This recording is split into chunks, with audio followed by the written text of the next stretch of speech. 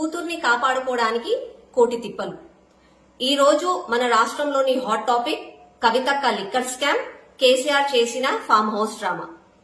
కవితక్క ఢిల్లీలో liquor scam లో ఇరుక్కుపోయింది. రేపో మాపో జైలుకి పోవడం ఖాయం. తను చేసిన తప్పులన్నీ కేసీఆర్ కి తెలుసు. దాన్ని సెంటిమెంట్ గా ఎట్లా వాడుకోవాలి అని చెప్పి తను చదివిన 80,000 పుస్తకాల నాలెడ్జ్ తోటి క్రియేట్ చేసిన డ్రామానే ఫామ్ హౌస్ డ్రామా.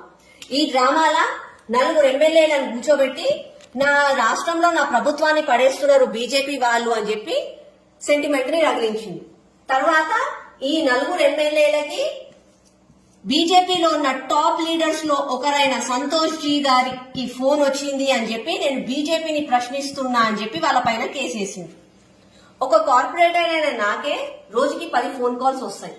అందులో కొంతమంది నాకు తెలియదు. అట్లాంటిది బిఎల్ సంతోష్ జీ గారికి రోజుకి ఎన్ని ఫోన్ కాల్స్ వస్తాయి?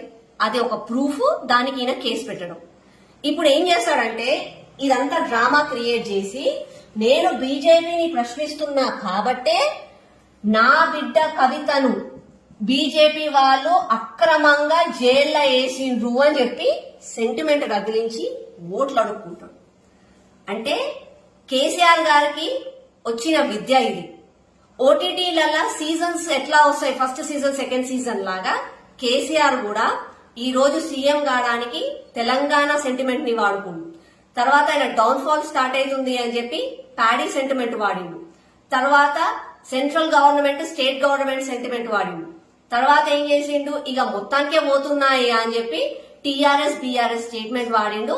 ఇక రేపో మాపో ఆయన గద్ద దిగడం ఖాయం. ఇప్పుడు దొరికిన సెంటిమెంటే ఆయన బిడ్డ సెంటిమెంట్, కవిత సెంటిమెంట్. నేను బీజేపీని ప్రశ్నిస్తున్నాను కాబట్టే నా బిడ్డను జైల్లో వేసిండ్రు అని చెప్పి ఈ హోల్ ఫామ్ హౌస్ డ్రామానంతా బూచిగా చూపించి ఇది క్రియేట్ చేసి హై డ్రామాని క్రియేట్ చేసి కేసీఆర్ రేపు ఇంటింటికి పోయి నేను బిఎల్ సంతోష్ జీ పైన కేసేసిన, బీజేపీని ప్రశ్నించిన కాబట్టే ఈ రోజు నా బిడ్డను జైలు వేసిండ్రు బీజేపీ వాళ్ళని చెప్పి అందరి దగ్గరికి పోయి ఓట్లు అడిగి గెలిచే ప్లాన్ లో ఈ కేసీఆర్ ఉన్నాడు. ఒకవేళ ఈ హోల్ ఎపిసోడ్ ని మనం పక్కన పెట్టేసి కేసీఆర్ అన్నట్టుగా బీజేపీ వాళ్ళు ఈ 4 ఎమ్మెల్యేలను కొనడం నిజమే అని అనుకుందాం. దానివల్ల అసలు బీజేపీకి లాభం ఏంది? మన దేశంలోని 2 చట్టాల గురించి మీకు అందరికీ తెలుసునే అనుకుంటున్నాను. ఒకటి యాంటీ డిఫెక్షన్ లా, ఒకటి డిస్క్వాలిఫికేషన్ లా. హాయ్ ఫ్రెండ్స్, మా టుడే టుమారో యూట్యూబ్ ఛానల్ చూస్తున్నందుకు చాలా థ్యాంక్స్. మరిన్ని లేటెస్ట్ వీడియోస్ కోసం వెంటనే సబ్స్క్రైబ్ చేయండి. అలాగే ఈ బెల్ ని కూడా రింగ్ చేసేయండి. మా నోటిఫికేషన్స్ అన్ని మీ మొబైల్లో వస్తాయి. అలాగే మా వీడియోస్ మీకు నచ్చితే లైక్ చేయండి, షేర్ చేయండి, నచ్చకపోతే కామెంట్ చేయండి.